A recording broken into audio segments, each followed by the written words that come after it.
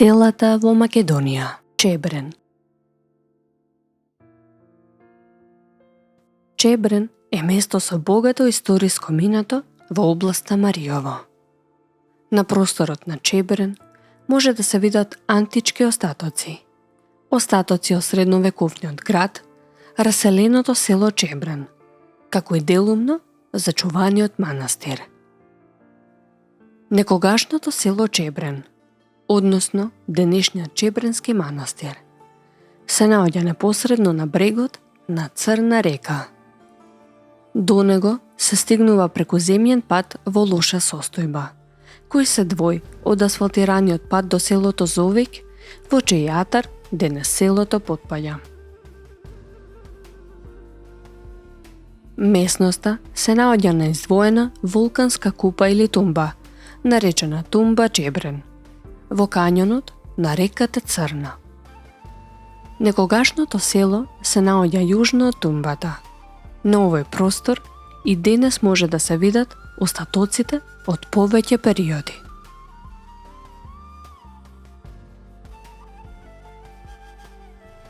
Според археолошките пронајдоци во селото, се смета дека тука се наоѓал градот Антанија, епископско седиште во 5 и 6 век.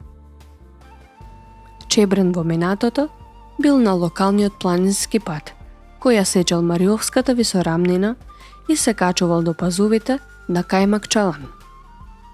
Археолошките истражувања од Народниот музеј во Битола, кај тумбата Чебрен, го докажале постоењето на рано античката населба од времето на владењето на македонските кралеви, според откриените монети од тој период.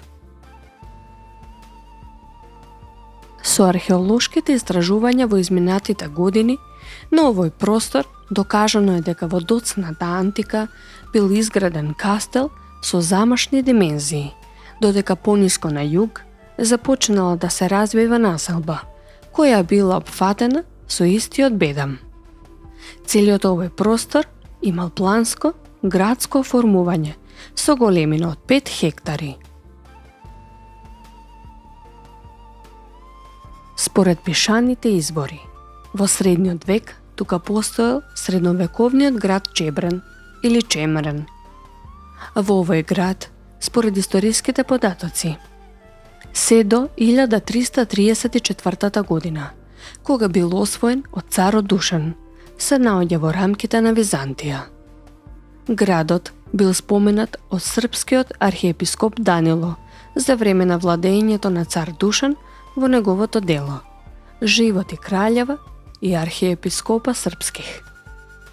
Откако Македонија била освоена од Отоманското царство, средновековниот град престанал да постои, а на неговото место останало малото село Чебрен со манастирот.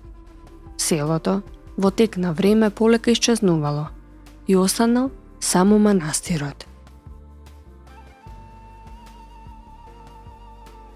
Поволната местоположба на манастирскиот комплекс и фактот дека во Мариово не биле вршени исламизации на населението за време на отоманскиот период, комплексот го направиле да биде еден од најбогатите во Македонија.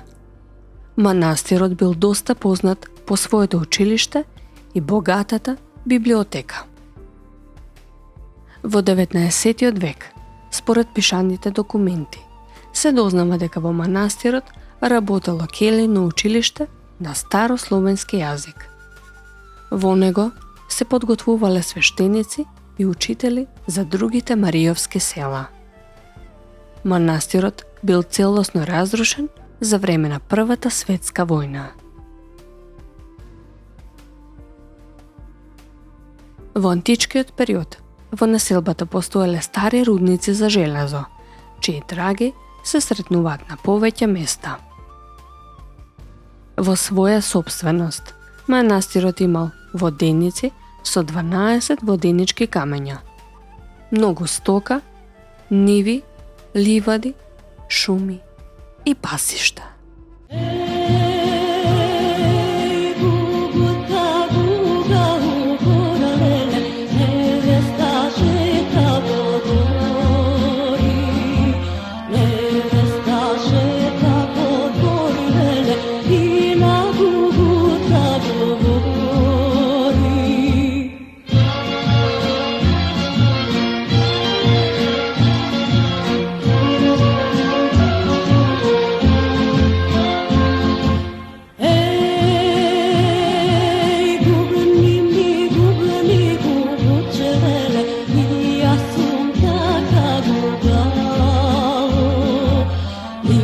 su taka